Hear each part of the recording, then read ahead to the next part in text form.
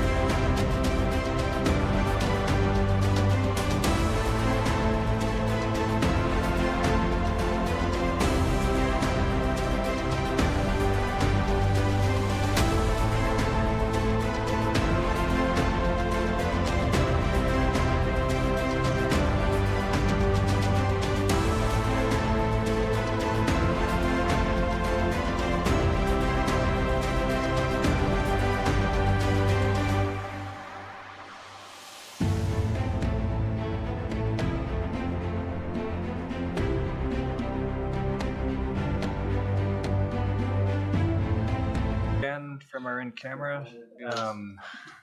We will add, sorry, getting my agenda back up. We're going to add item 10.3 related to the in-camera, if everybody's in agreement to that. So with that, we will go to 10.1, October Budget Monitor Report with Director Dauber. If he's there. Thank you very much, Mr. Chair. Sorry, I was having trouble clicking on the unmute button. So through the chair and to council, I just wanted to bring this October update to council, just to show council and the public where we sit as far as the implementation of the budget. One note I would point out is at the very bottom, it says August 31st, 2024, about 5 lines up. August 31st, 2024 operating surplus. My apologies, that's a typo. Left over from the last report, it's actually October 31st, 2024. While we're down at the bottom, as you can see, currently as of October 31st, we're showing a positive number as far as projecting out an operating surplus at this point. So I'll just direct you up towards the top, and we'll just kind of take a quick run through, and please let me know if you have any questions as we proceed. Property taxes, we're on track for that. We have a little bit of an overage, and that's related to the increase in the supplemental billings. We did receive a final supplemental bill in November. Usually it ends in October, but MPAC has sent us an update, so that number should actually increase with the November results. Payments in lieu are at 77%, and the one factor in that is we have yet to receive the information from the OPP on their PIL, and staff are looking into that this week, and we should have an update and hopefully a resolution by the next budget monitor. Operating grants and provincial offenses, we're at 98%. We're just waiting for a small amount of provincial offenses revenue to offset. Mayor and council is at 70%, and sorry, I should have mentioned that as of October 31st, that would be 83% of the way through the year. So that's the number that we're looking for. Mayor and council at 70%. As per previous years, there's some a number of small GL accounts that are below target. Community programs is at 71%. At this point, special events line is not at target levels. Administration is at 64%, so a little bit below, and that's really due to the current surplus in investment revenue. We are projecting out a surplus in that at year end, and we'll be adjusting the numbers in 2025 to reflect. IT services and library are both a little bit below, and again, just a small number of GL accounts that are below target, so nothing to be concerned about at that point. Transfer to capital from operations is right on target, and police, fire, and bylaw, again, they're all a little bit below the 83%. And again, like the others, it's a small amount of GL accounts that are below target. Nothing to draw too much concern to. Community Services Administration is at 82% on target, and shared services with the county is at 83% as that bill is distributed in 12 equal payments. The two items that you'd like to spend a little bit of time on would be parks and community facilities. As you can see, they're both running over 100%, so I just wanted to give council an update on that. As far as parks go, we're still to receive the $18,750 of dock revenue. I believe that invoice has gone out in November, so that should be reflective in the next budget monitor report. There were a couple of items, leased vehicle costs were higher than the anticipated budget. And then a couple of other, one other thing that we had talked about in previous budget monitors was there was about a $20,000 overage in water due to that, the couple of leaks that we had both in the parks. And Sorry, two different parks, and the names of them escape me, but those have been fixed, so we shouldn't carry that forward. Also with parks, the activities have ceased, so we won't be seeing very much activity in those accounts from now to the end of the year. Once we receive that revenue, we believe that we're going to be looking at about a 5% overage is what our estimates are at year end. So just wanted to let council know that we will be over on that budget by approximately 5%. Community facilities is a lot of it has to do with the timing of the revenue. So a large portion of the ice rental revenues haven't been recognized. There's a large outstanding balance that was collected in November, and then half of the municipal partner funding is yet to be received. The bills have been sent out, so that should be reflected in November. We did a calculation on the revenues that we're anticipating to receive, and it should be close to $500,000 that'll be coming in the months of November and December, which will significantly impact the final results of that budget. However, we do anticipate that it's going to be very, very close or just slightly above what the targets are for the whole year, just due to lower than anticipated revenues. But it certainly won't be to the drastic point of what you see before you was 123%. That should fall drastically.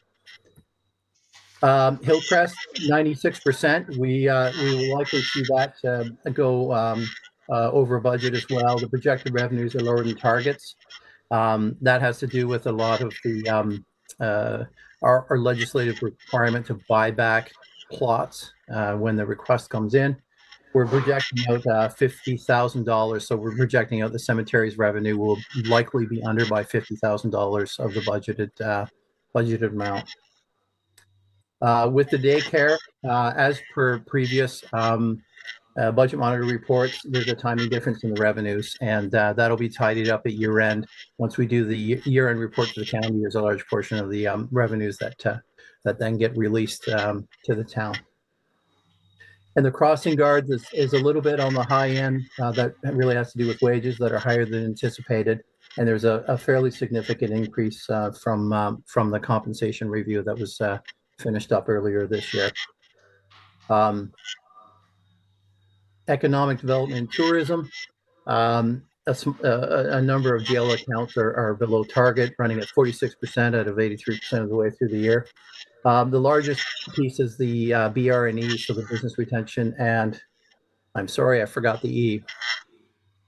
The expansion, thank you very much. That's the largest portion of, that's the largest GL account that's under target. I believe that those expenses will be coming in between now and the end of the year, so we should see that number go up.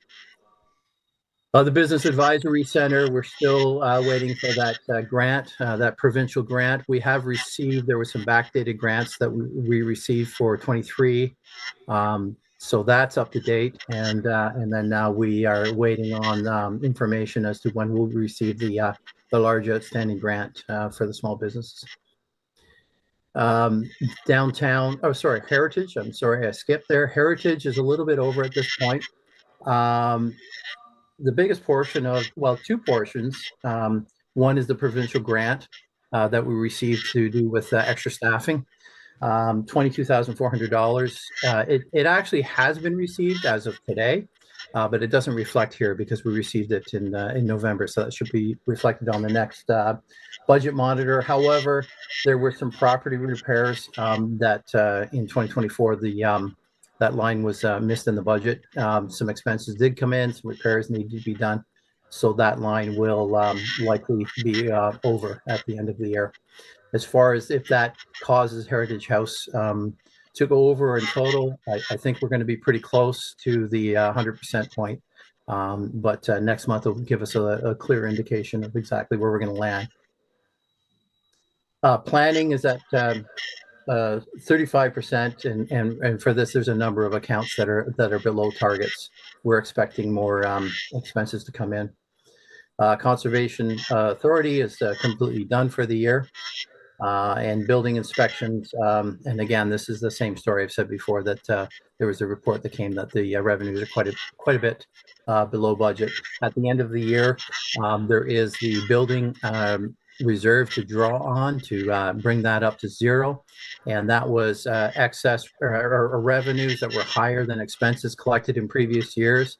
And as per legislation, they're put into a reserve to be able to fund for the years when there are more expenses than revenues. And 2024 would be an indication of when we use that. So at year end, we will make sure that that number is zero as per the funds that we have in the reserve and as per legislated through the through our policy and also the building code.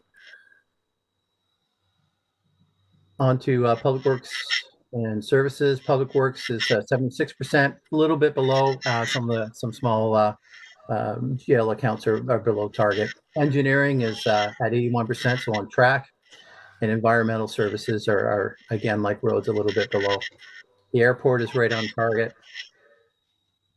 And as per previous reports, the timing really brings a bit of a funny way in how we report both the water and wastewater.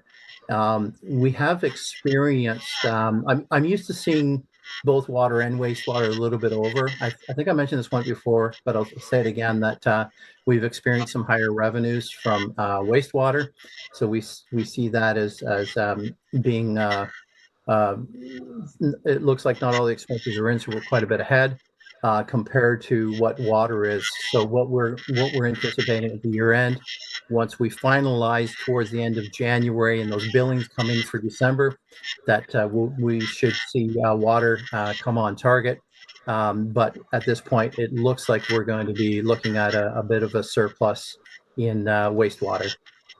So when we peel back some of the revenue that we've collected 100% of the way through the year and reflect that for 10 years out of 12, or sorry, 10 months out of 12, we end up coming up with at this point, projecting out a surplus just over $1 million, which is likely to go down because there are some bigger expenses that come through at the tail end of the year. But we are projecting that we will end up with a surplus in 2024. Great. Good news. Thanks, Director Debber. Questions, comments? Councillor McKenna. Thank you, Director. I guess for the public listening, I wonder if you could just break out shared services a little bit just to describe. And it's interesting, it's under community service. I guess that's because childcare is there. I always wondered in the future if we should have its own category shared services, but could you just break out, because it's a large number, for people interested to know what included in that? I'm assuming absolutely. Yeah, thanks. Through the chair, absolutely, I can, and I agree with your assessment of it. I think it's an odd place to have it as well, and I'd be interested in moving it up under administration in the 25 budget. Let me just break that out for you. I have the breakdown from the county that I can bring up. And a good portion of it has to do with a good portion of it has to do with our ambulance service. A good portion has to do with Lanark House, and a large portion also has to do with our contributions towards the county. I'm sorry, I apologize. The words are escaping. Social housing. That's a large portion with social housing and some of the youth network that the county operates as well. So ambulance, Lanark House, and social housing are the biggest portions of it. Thank you. It's a great. We look like we're on track, so I'm pleased. Thank you. You're welcome. Thank you. I've got a question on the wastewater. Is the surplus amount above and beyond what we need to be contributing to reserves to take account for future capital expenses, or is it still below what we should be contributing? I've taken, and I'll certainly touch on on the reserve balances when we come with the first draft of the budget next week. And done some long range calculations, and water and wastewater at this point, the capital projects that are been approved by council and the projects that will be coming up, seeking council approval, should be fully funded. As far as how much of that reserve and how much that will increase that reserve, that it's a little bit at this point. I would feel uncomfortable to predict that, but I should be able to provide information in between the first and second draft, or at least by the second draft of the budget, to be able to bring that information and a much more solid number to council if that's acceptable. Okay, great. I'm not seeing any other questions, comments at the Horseshoe. So thanks for your report tonight. And I guess we'll approve this for information at a council, future council meeting. Just FYI only. Information only. For information only. Okay, thank you. So Thank you. 10.2 is, so get my agenda here, the strategic plan monitoring program with CO Morris. Thank you very much, Mr. Chair. So this is part of our monitoring program to report publicly every 6 months. So I'm pleased tonight to provide an update on activities over the last 6 months. We last reported in early June of this year, and since then have made what I would consider to be good progress. So as a reminder, perhaps for those listening, Council has 6 strategic priorities, and within those 6 buckets, there are 35 separate initiatives that we're working on in a very systemic way to get to the finish line at the end of this term of council. So with that, I'll just highlight, I won't go through all 35, but just provide a few highlights that are contained in the report.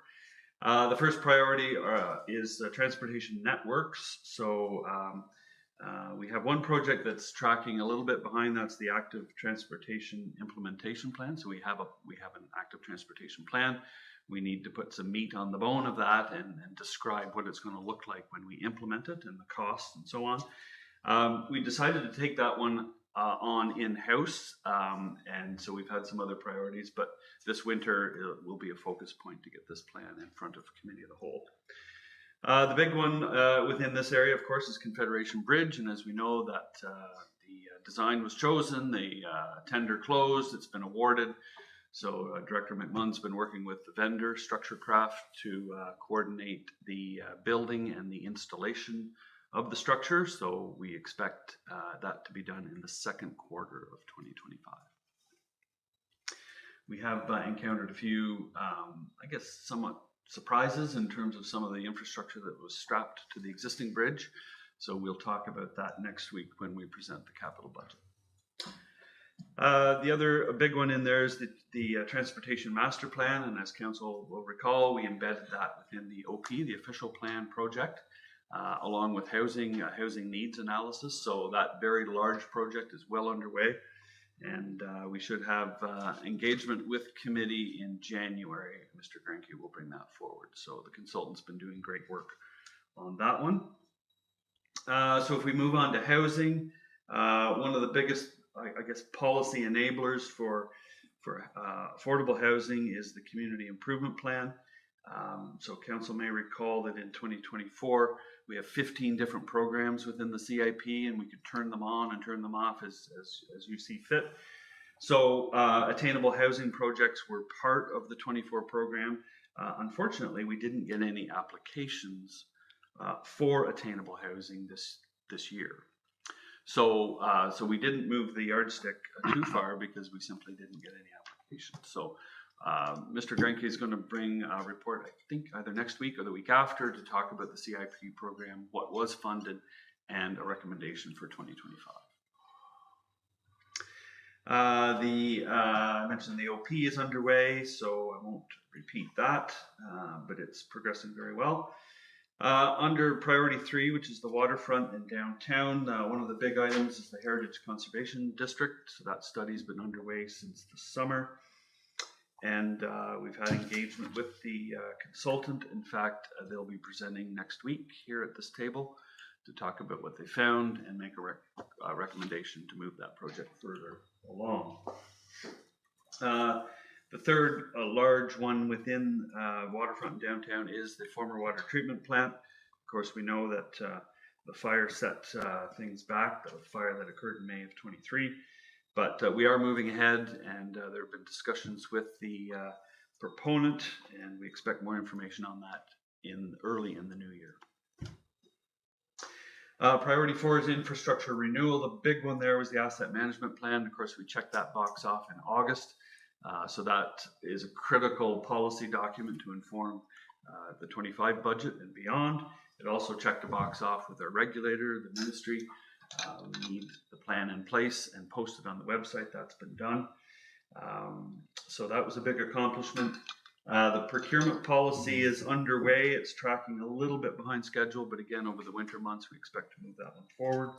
And lastly, the Climate Protection Working Group have done great work.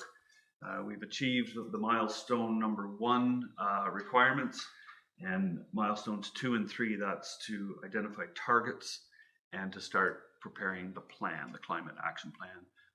That's underway presently. So good progress there. And the last one in this area is the library. It's under construction. We've had a few delays with the contractor, but we're assured that the end of January we'll see a completion of that project and a relocation of the library back to its permanent location. I would expect sometime in the first quarter of next year. Priority 5 is new business attraction. So the big one there is the business retention and expansion. So that's been moving along. There was a stakeholder session just this morning, and we expect to have something in front of committee early in the new year, probably in January.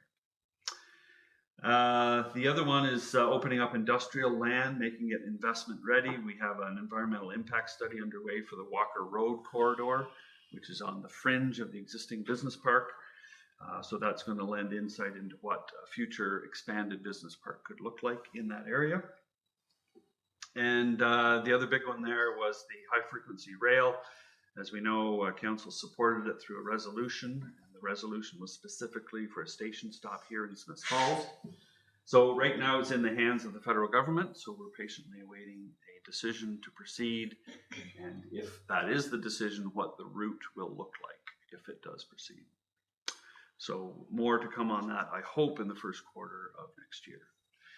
Last priority area are parks, trails, and recreation. We've had great traction in this area. Just to quickly review, we now have an implementation plan for inclusive playgrounds. We have an implementation plan for the Parks and Recreation Master Plan, very high-level policy document, and we now have an idea of how we're going to implement that, subject to funding. And then the programming and event plan for the town square was approved by this council over the last 6 months. So we're checking off lots of items within that area. Mini Forest, great success. I know many members of council were involved in that. That was done. 320 trees were planted in a very tight spot. So it'll be fascinating to see that forest mature over time. We also planted on town land 60 fairly large caliper trees, so they'll have a good start. And we gave away just over 2,000 seedlings this spring as well. So all of that is meant to expand the urban forest, which is the strategic priority. And then lastly, the trailhead for the Cat Trail. So we've been working on that. We've done some survey work. We'll bring back a design, a layout to committee to have a look at and endorse. And we've missed the construction window for this season, but certainly it could be done in the spring of 2025. And that, Mr. Chair, is a high-level summary of the 35 items that we're working on. Questions, comments? Or Panko? Thank you, Senior Morris. Encouraging updates, and I guess when we draft these plans and we sit around together and figure out what our priorities are, it's always the work by staff to try and help implement, or not to help to implement, or to rely on outside resources to implement. And we know there's a fair amount of work that goes on every day.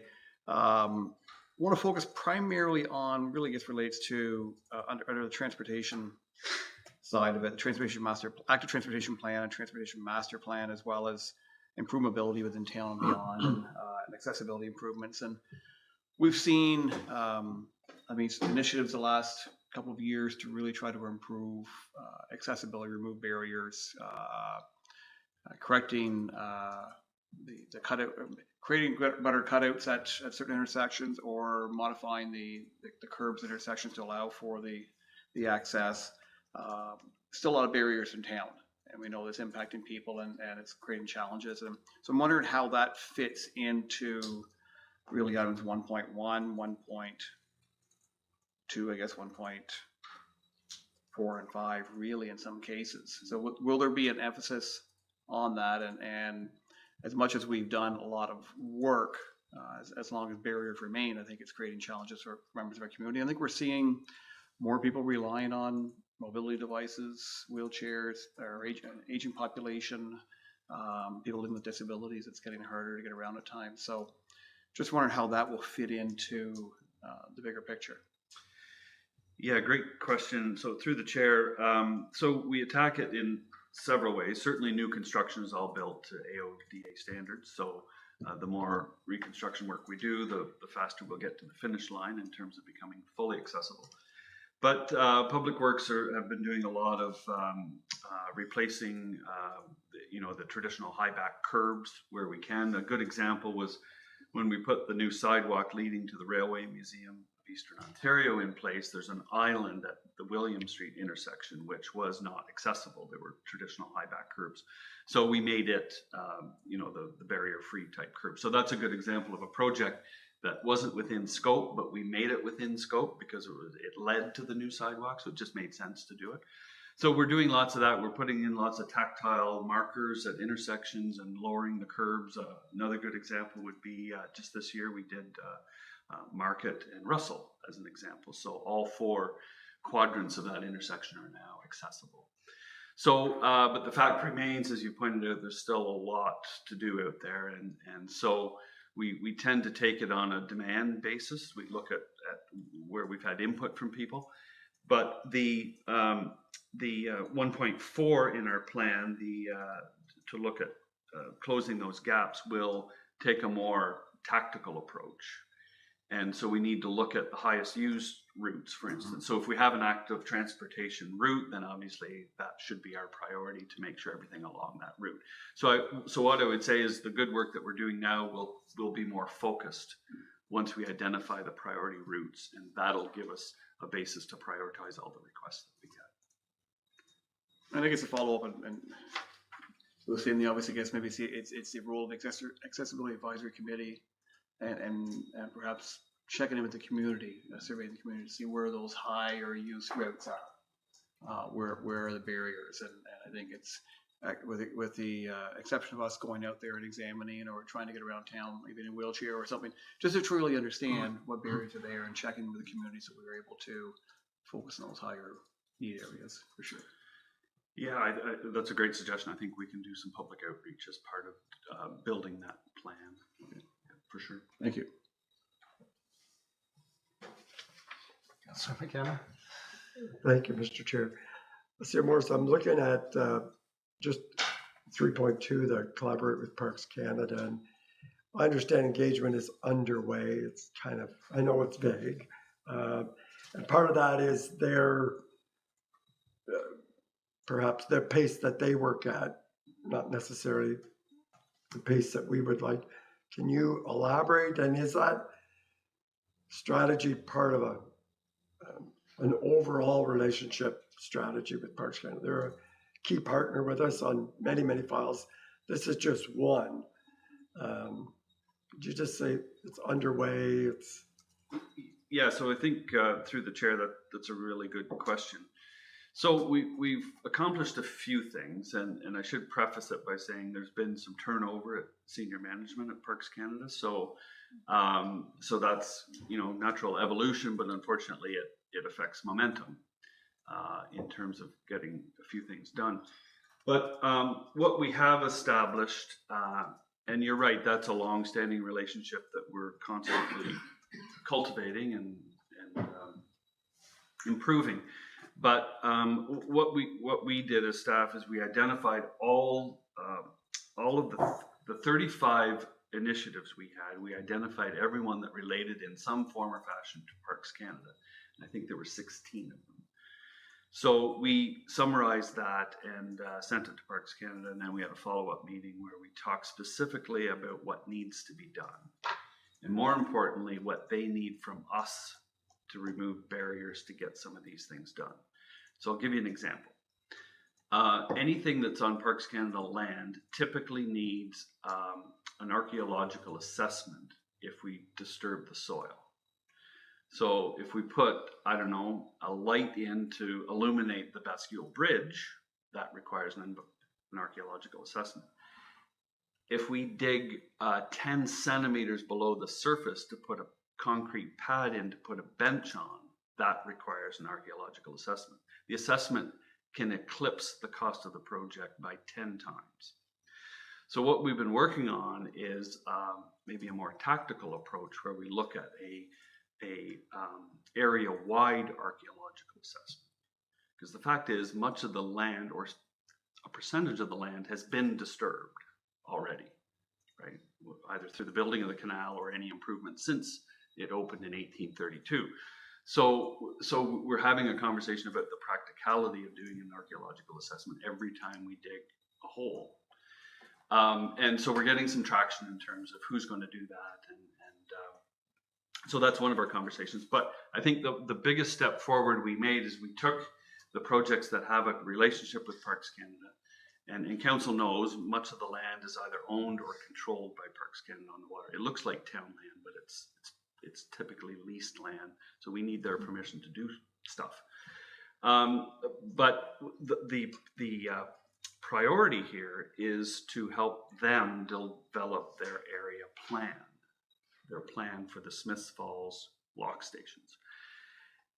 So we've been going on the premise that they needed the plan in place before we could do any of the improvements we've identified. Our most recent meeting confirmed that we don't. There's a lot of these things can move ahead in isolation of Parks Canada having a plan. So that was really important to know. We felt we were kind of in a moratorium on doing anything until they got their plan in place. So I think that's helpful. So the next step is to go back and say, okay, here are of those 17 or whatever it was, here's 10, and here's what we want to do, and get buy-in to move ahead on those items. So I was really encouraged with the most recent meeting. Since then, other people have left. So I think our biggest challenge right now is momentum and regaining momentum. And that's not a criticism. Parks simply had turnover, and so we need to engage with the replacement folks if they replace those positions, and start talking about tactile things that we can do without the benefit of a broader area plan for Smiths Falls. Thank you. And so indeed, engagement is underway. It is indeed. Thank you. Active transportation is one I really want to see starting to move forward, because we had a lot of momentum with Beckwith Street, and whether it's from the accessibility committee, as Hanko noted, or people in the community, it's still very hard to get around, and we've got that plan sitting on the shelf, and there's a lot of low-hanging fruit I'd like to see picked during this term. So really looking forward to see what comes out of that this winter. Not seeing any other questions or comments from the Horseshoe, so with that, we'll receive it for information and move to 10.3 with Nadine Bennett.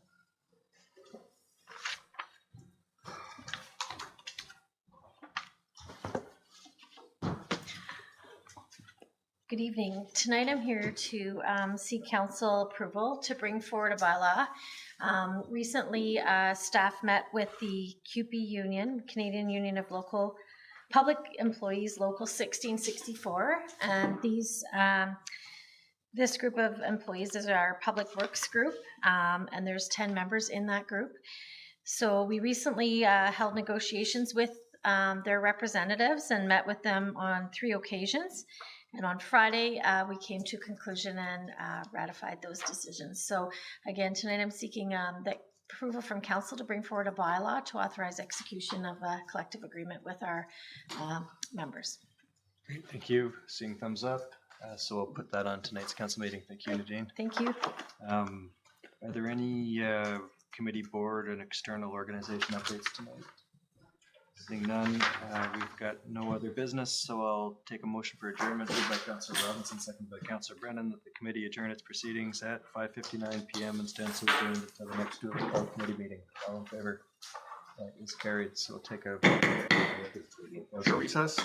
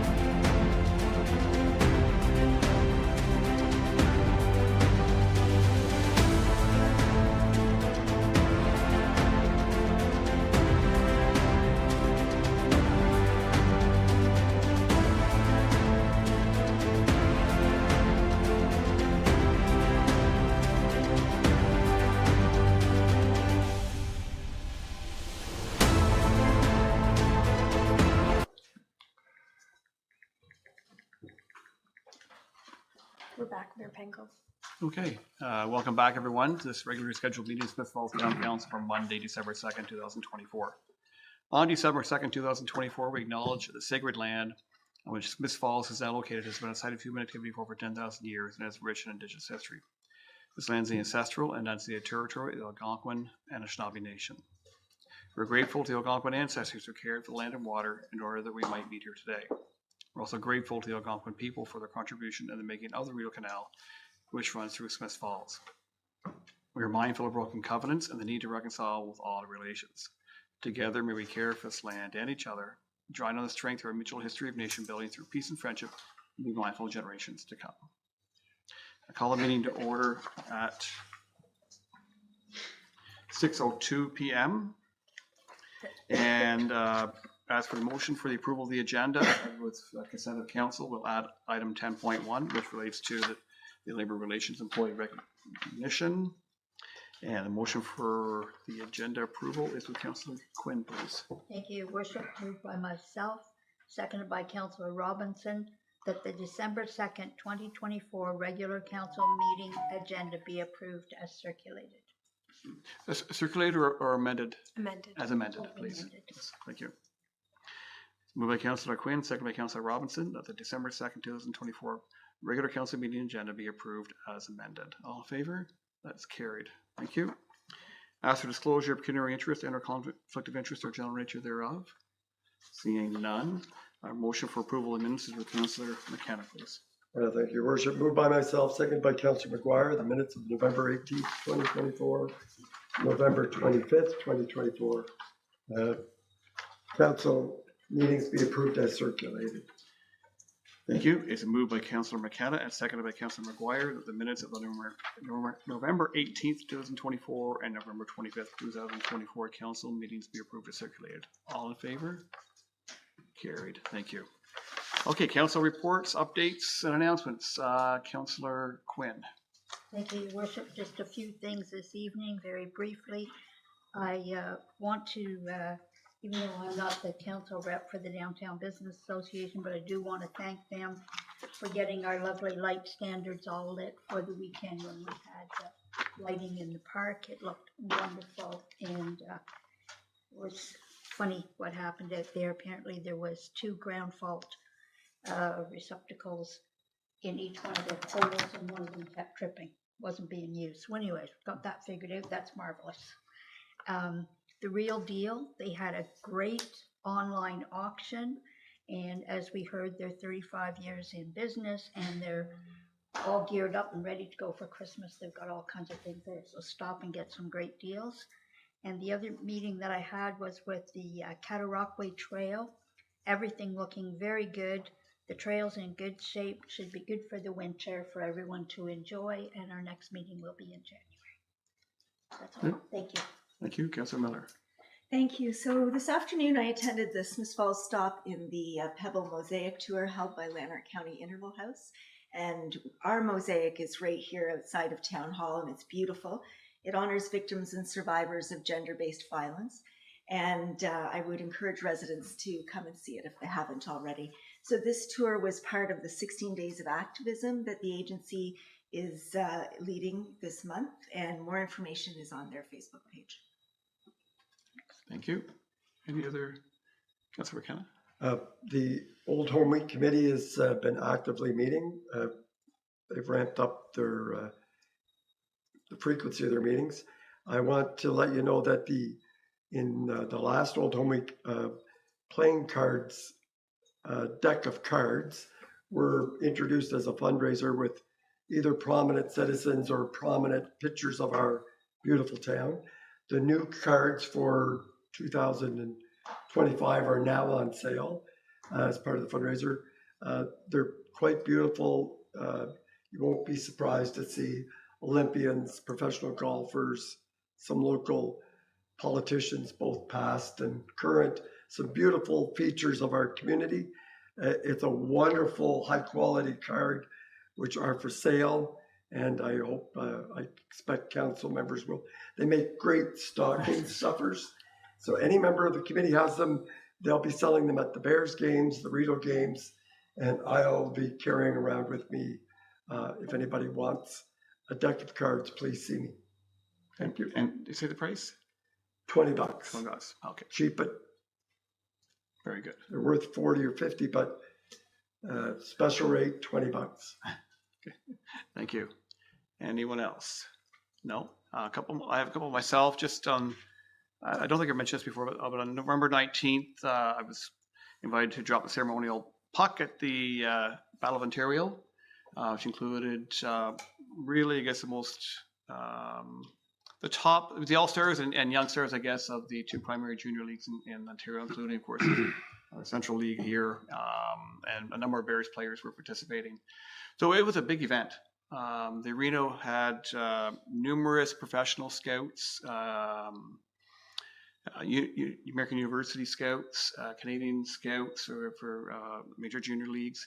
Really an opportunity for these young people to showcase themselves. And so there was an opportunity also for a little bit of economic development benefit to our community. I know a number of them were out through our town, enjoying restaurants, staying locally.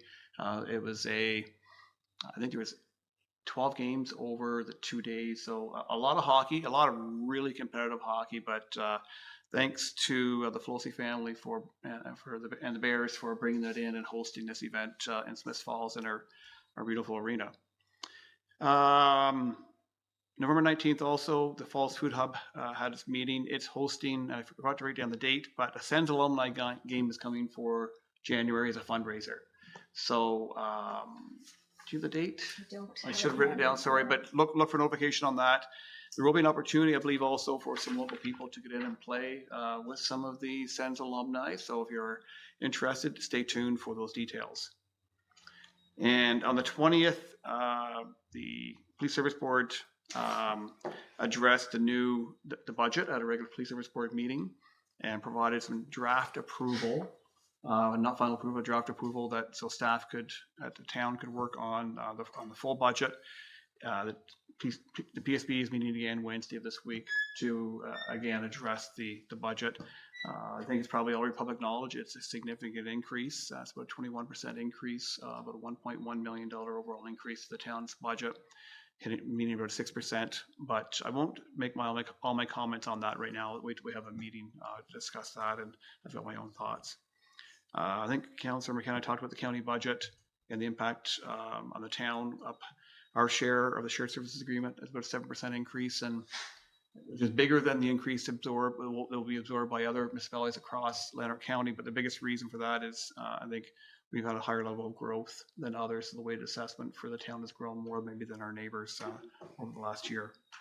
Hospital board meeting the 26th, nothing really to report there other than, again, very dependent on the province to try and help look after any funding gaps. I know they're working with their local MPP. And of course, I think probably it almost seemed like the entire community was out there last Thursday night for the CPKC holiday train. Sort of the real kickoff to our holiday season. Some great entertainment on board. Shawnee Quiche and Tyler Shaw, both very extremely talented Canadian performers who every year this evening brings some great talent on board. And of course, a $7,000 check to the Smiths Falls Community Food Bank, understanding how vitally needed that money is right now. And thanks to our public works, our fire service, our police service, all for the role in trying to keep everybody safe and organized when you get thousands of people conversion on a very small area, and to our fire department for collecting money and food for the food bank. And many of us were there Saturday evening for the kickoff of the Celebration of Lights in our town square, which is looks like a great venue for it. Amber McLean and the Singer Herd Choir provided entertainment in the bandstand. As I mentioned on Saturday night, I guess when we envision a bandstand serving the needs and of our community and having entertainment, having a choir there singing Christmas carols could, I mean, really just top it off. What else could you ask for, right? So it was a wonderful evening and nice to see all the lights lit up. Of course, in the past, it was started by Together Smiths Falls in Victoria Park, but in 2012, evolved into Centennial Park and by the water tower, and of course with the demolition of the old water treatment plant, it's been shifted over here and across the entire campus, and I think it looks great. And finally, I just want to mention, I didn't realize it until yesterday, but my inauguration as mayor was December 1st, 2014. So this is officially my first day after 10 years of serving the community as mayor, and just it's been a real journey. Councillors Quinn and Brennan were there in 2014, and have other people joined, of course, over the years, and it's been an incredible experience. It's been fun to be part of what's been a very transformative part of our town's history. And I was talking to CEO Morris earlier today about it, and there's never a destination, as we know. It's always a journey. It's always dynamic. It's always changing. And of course, when we face this year's budget, it's probably the biggest increase we're going to have to try and grapple with in all the years we've had, and that's really a thing that keeps us moving, recognizing that we have an opportunity to make an impact in our town, make some positive changes, same time be responsible. So just my gratitude to the community for supporting me over these 10 years, and of course we have 2 more years to go in this term, so ways to go yet. And that's it for my reports and comments, and I've got 2 proclamations I'd like to make this evening. Also a reminder before I hit the proclamations, we will have no meetings on the 23rd and no meetings on the 30th. So we can all look forward to an early Christmas break, at least when it comes to meetings. Doesn't mean the work stops after the 16th, but anyway, we will not be meeting the 23rd and 30th if the community is watching. So the first proclamation tonight is a National Day of Remembrance and Action on Violence Against Women, December 6, 2024. Whereas 35 years ago, on December 6, 1989, a massacre occurred at a Canadian university that shook our nation. A young man walked into École Polytechnique de Montreal and killed 14 women and injured another 10. And whereas established in 1991 by the Parliament of Canada, December 6 was marked as a National Day of Remembrance and Action on Violence Against Women. And whereas on average, every 6 days, a woman in Canada is killed by her intimate partner, and this year, thousands of women will face violence in a form of harassment, assault, intimate partner violence, and many other forms of abuse. Whereas ending violence against women can be achieved through constant reminders of our responsibility to treat all members of society with dignity and respect. And whereas we can work towards eliminating violence against women through our individual actions and naming the violence when we witness it, and supporting those who are affected, whether it be at home, school, the workplace, or in public spaces.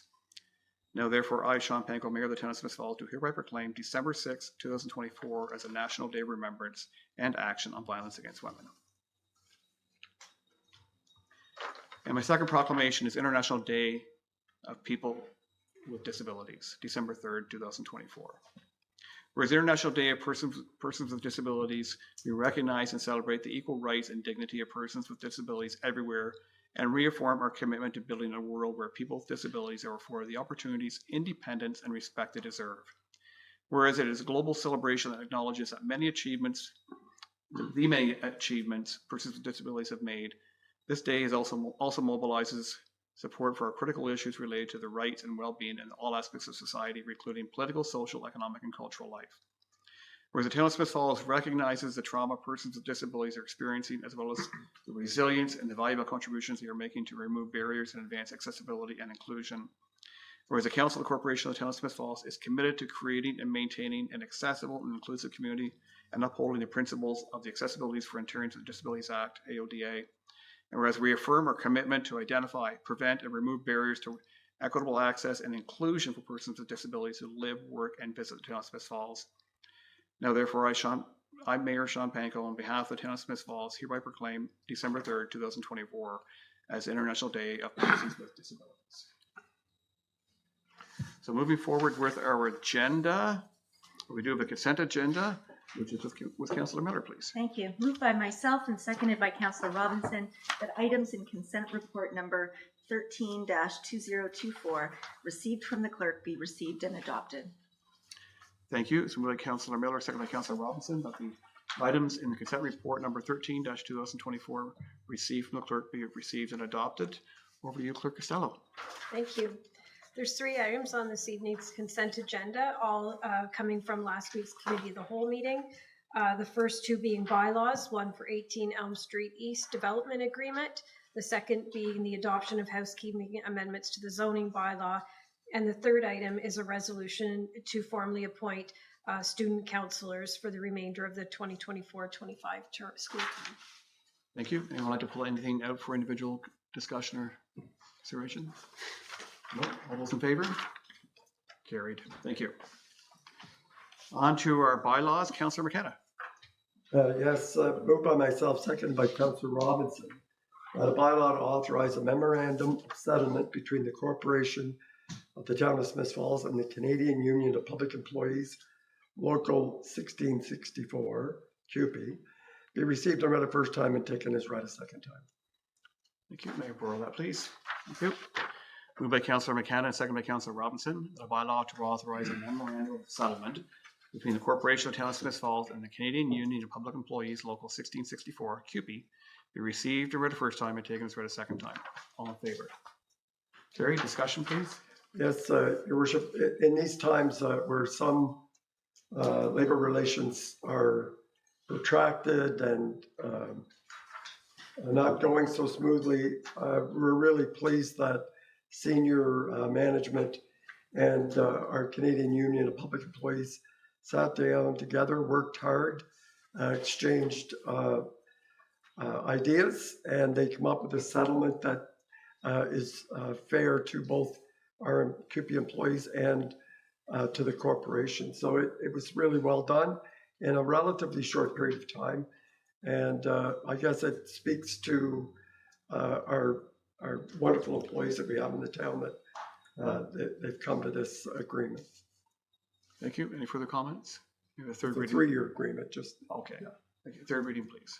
Again, moved by myself, seconded by Councillor Robinson, that a bylaw to authorize a memorandum of settlement between the Corporation of the Town of Smith Falls and the Canadian Union of Public Employees, Local 1664, be now read a third time and finally passed, signed, sealed, and numbered 10597-2024.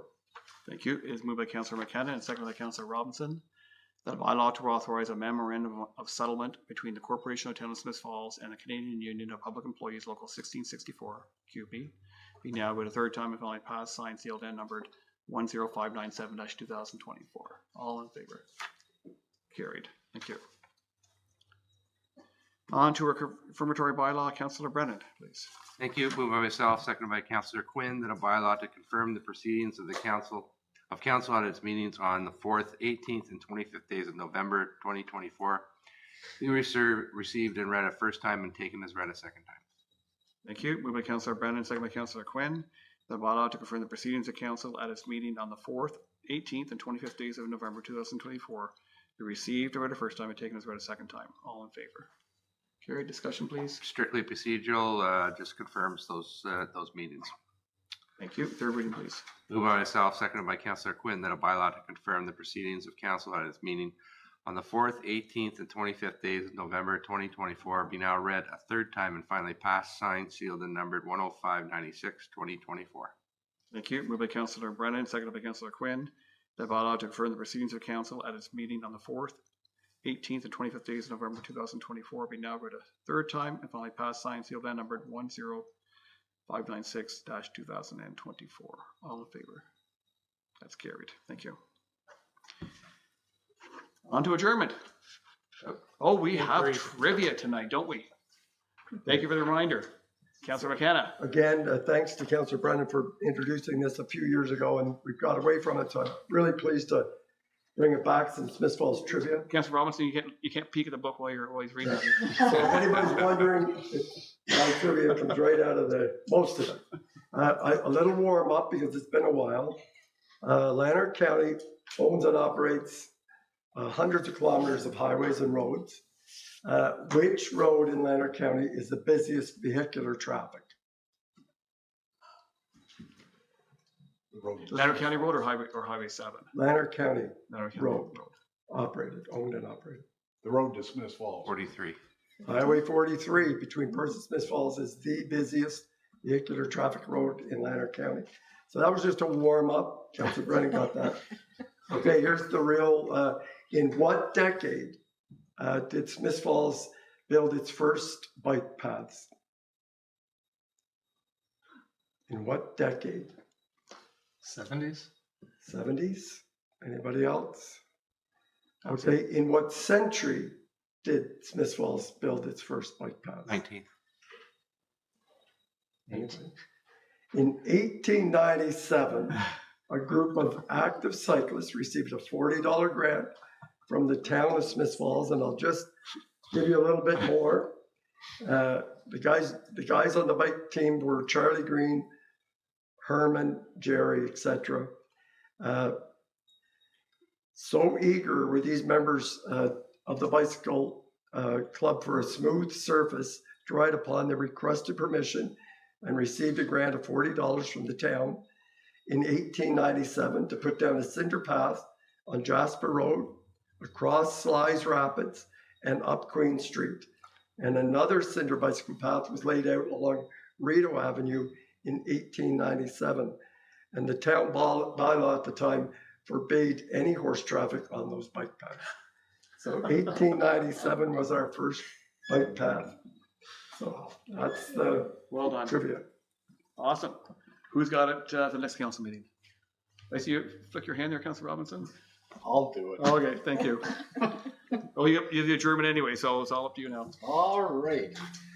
Moved by myself, seconded by Councillor Quinn, that this council adjourn its proceedings at 6:23 p.m. and stand so adjourned until the next duly called meeting of council.